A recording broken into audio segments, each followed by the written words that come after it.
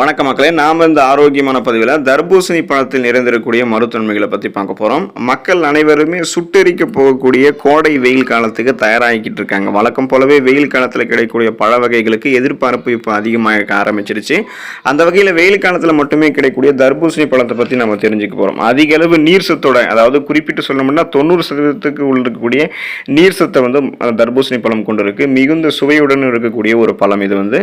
மேலும் இது நம்ம உடலுக்கு நீர் சத்தை குளிர்ச்சியை கொடுக்கறதால எப்பவுமே நம்ம வெளியே போகும்போது தர்பூசணி பழத்தை சாப்பிட்றது நல்லது. எந்த விதமான கோடைக்கால பிரச்சனைகளுமே நமக்கு ஏற்படாது. நம்ம ரெஃப்ரெஷ்மெண்ட்டாக புத்துணர்ச்சியாக சுறுசுறுப்பாக செயல்பட ஆரம்பிப்போம். அதே நேரத்தில் தர்பூசணியை நம்ம அளவுக்கு அதிகமாகவும் சாப்பிடக்கூடாது. தர்பூசணியை காலை உணவின் போது அல்லது காலை உணவிற்கும் மதிய உணவிற்கும் இடைப்பட்ட நேரத்தில் நம்ம சாப்பிடலாம். இதை தவிர மாலை நேரத்திலும் தர்பூசணி பழத்தை நம்ம சாப்பிடலாம். ஆனால் இரவு நேரங்களில் தர்பூசணி சாப்பிட்றத தவிர்க்கணும். ஏன்னா சில நேரங்களில் அது வயிறு சம்பந்தமான கோளாறுகள், சளி போன்ற தொந்தரவுகளை கூட ஏற்படுத்தலாம்.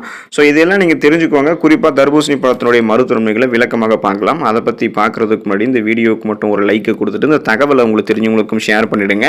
ஏன்னா இது அவங்களுக்கும் பயனுள்ளதாக இருக்கக்கூடிய ஒரு ஆரோக்கியமான பதிவு தான். இது போன்ற அப்டேட்ஸ்களை நீங்கள் தொடர்ந்து பார்க்குறதுக்கு நம்மளுடைய ஹெல்த் நியூஸ் தமிழ் சேனலை மறக்காமல் சப்ஸ்கிரைப் பண்ணி வச்சுக்கோங்க. பக்கத்தில் இருக்கக்கூடிய பெல் பட்டனையும் கிளிக் பண்ணி ஆல் அப்படின்ற ஆப்ஷனையும் செட் பண்ணி வச்சுக்கிட்டீங்க அப்படின்னா நான் போடக்கூடிய எல்லா அப்டேட்ஸும் உங்களுக்கு நோட்டிஃபிகேஷன் அடிக்கடி சேரும். சரி வாங்க மக்களே, இப்போ வீடியோக்குள்ளே போயிடலாம். இம்யூன் பவரை நமக்கு இன்க்ரீஸ் பண்ணுது நம்ம எடுத்துக்கொள்ளக்கூடிய தர்பூசணி, அதாவது நோய் எதிர்ப்பு சக்தியை நமக்கு அதிகரிக்குது. தர்பூசணியில் விட்டமின் சி என்று சொல்லக்கூடிய உயிர் சத்து அதிக அளவில் நிறைந்திருக்கு. இது நம்மளுடைய உடல்ல நோய் எதிர்ப்பு சக்திக்கு அதிகப்படுத்துறதுக்கு மிகவும் முக்கியமான ஊட்டச்சத்து கொண்டிருக்கு. அதனால இது நம்மளுடைய இம்யூன் பவர் இன்க்ரீஸ் பண்ணி நமக்கு இருக்கக்கூடிய நோய்களையுமே குணப்படுத்துது. சீசனாக புதுசாக அட்டாக் ஆகக்கூடிய பாக்டீரியா, வைரஸ் போன்ற தொற்று வியாதிகளையும் வராமல் தடுக்குது. இதை தவிர நம்மளுடைய முடி ஆரோக்கியமாக இருக்கிறதுக்கும் சருமத்தை பளபளப்பாக ஆரோக்கியமாக மாற்றி தருவதற்கும் விட்டமின் பி மற்றும் பீட்டா கரோட்டின் போன்ற சத்துக்கள் கூட நாம் எடுத்துக்கொள்ளக்கூடிய தர்பூசணியில் இருக்கு. ஸோ இம்யூன் பவரையும் இன்க்ரீஸ் பண்ணிக்கலாம், சருமத்தையும் முடியையும் கூட நம்ம ஆரோக்கியமாக வைத்துக் கொள்ளலாம். நீரிழிவு நோய் இருக்கிறவங்களும் தர்பூசணி பழத்தை உட்கொள்ளலாம். தர்பூசணியில் இருக்கக்கூடிய நிறைய ஊட்டச்சத்துக்கள் தர்பூசணியை பார்த்தோம்னா விளக்கக்கூடிய பல்வேறு நபர்களும் அதில் அதிக சர்க்கரை நிறைந்திருக்கிறதாக நம்புறாங்க. அதனால அதை எடுத்துக்கிறது கிடையாது. ஏன்னா அதிக இனிப்பு சுவையோடு இருக்கிறதால அது அதிக சர்க்கரை இருக்கு அப்படின்றது அவங்களோட நம்பிக்கை. ஆனால் உண்மையிலேயே ஆய்வுகளினுடைய அடிப்படையில் ரிசர்ச் பேஸ்டில் பார்க்கும்போது ஒரு முழு தர்பூசணியில் 6.2 கிராமிலிருந்து அதிகபட்சம் 100 கிராம் வரையிலான சர்க்கரை தான் இருந்திருக்கு. இது ரத்தத்தில் இருக்கக்கூடிய சர்க்கரையினுடைய அளவை கண்ட்ரோல் பண்ணுறதுக்கு ஹெல்ப் பண்ணும். அதாவது நீரிழிவு நோயாளிகள், சுகர் ப்ராப்ளம் இருக்கிறவங்க தர்பூசணி எடுத்துக்கலாம்.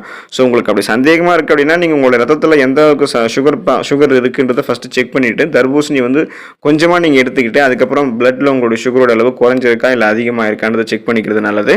அது மாதிரி செக் பண்ணிவிட்டு உங்களுக்கு ஓகே அப்படின்னா நீங்கள் அதை எடுத்து உடல் எடையை ஆரோக்கியமான முறையில் எந்த விதமான சைடு எஃபெக்டும் இல்லாமல் குறைக்கிறதுக்கு தர்பூசணி பழத்தை எடுத்துக்கலாம்.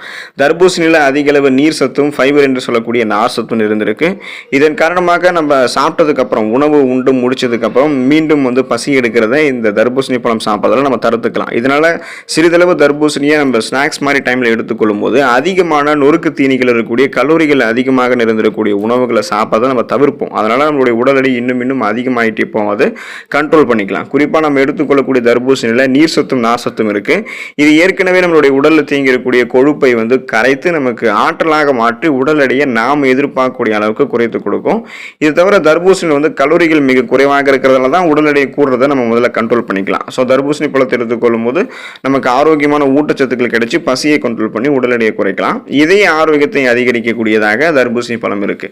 தர்பூசணியில் இருக்கக்கூடிய லைகோபின் அப்படின்றது நமது இதயத்தினுடைய ஆரோக்கியத்தை மேம்படுத்துறதுக்கு ஹெல்ப் பண்ணுது. இது பிபி என்று சொல்லக்கூடிய பிளட் பிரஷர், அந்த ரத்த அழுத்தத்தை நமக்கு கண்ட்ரோலாக வைத்து இதயத்தை பாதுகாக்கும். இதனால ரத்த நாளங்கள் மிக இயல்பான அளவில் சுருங்கி விரிஞ்சு இதயத்துக்கு ரத்தத்தை அனுப்பும். எந்த விதமான கொழுப்பு படிவும் இருக்காது. ரத்த ஓட்டம் சீராக இருக்கும், இதய துடிப்பும் சீராக இருக்கும். மாரடைப்பு, பக்கவாதம் போன்ற எந்த பிரச்சனையுமே நமக்கு இருக்காது. மேலும் தர்பூசணியில் இருக்கக்கூடிய அமினோ அமிலங்கள் நைட்ரிக் ஆக்சைடை உற்பத்தி செஞ்சு பிபி ப்ராப்ளம் அதிகரிக்கிறது தடுக்குது. கண் பார்வையை மேம்படுத்துவதற்கு தர்பூசணி பழத்தை எடுத்துக்கலாம். தர்பூசணியில் இருக்கக்கூடிய லைகோபின்ல ஆன்டி ஆக்சிடென்ட் தன்மை அதிகம் நிறைந்திருக்கு. மேலும் அலர்ஜிக்கு எதிரான தன்மையும் கொண்டிருக்கு. ஸோ இதன் காரணமாக தர்பூசணி உட்கொள்ளும் போது வயதானவர்களுக்கு உண்டாகக்கூடிய பார்வை குறைபாடுகளை ஏற்படாமல் தடுத்துக்கலாம். ஸோ ஏற்பட்டிருக்கக்கூடிய பார்வை கோளாறுகளையும் நம்ம கியூர் பண்ணிக்கலாம். அதாவது ஒட்டுமொத்தமாக கண் பார்வை கூர்மையாக இருக்கிறதுக்கும் கண்கள் சார்ந்த பலவிதமான பிரச்சனைகளை வராமல் தடுப்பதற்கும் தர்பூசணி பழத்தை எடுத்துக்கொள்ளலாம். ஈறுகளுக்கு பாதுகாப்பு அளிக்கக்கூடியதாக தர்பூசணி பழம் இருக்கு. தர்பூசணியில் அதிகம் நிறைந்திருக்கக்கூடிய விட்டமின் சி என்று சொல்லக்கூடிய உயிர் சத்து நமது ஈறுகளினுடைய ஆரோக்கியத்தை மேம்படுத்துவதற்கு உதவிகரமாக இருக்கு.